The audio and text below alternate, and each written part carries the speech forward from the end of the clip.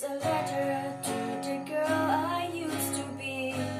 Dear me, there are some things that you should know.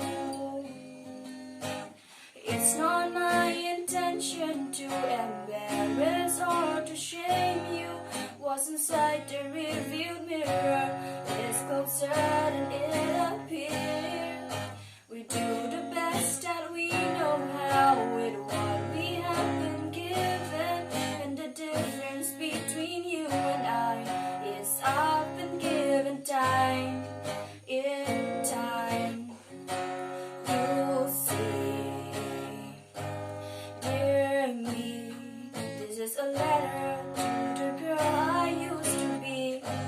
You'll see, you're gonna take the long way, and there is nothing you could do or say to separate you from the love of God who made you just exactly as He meant to.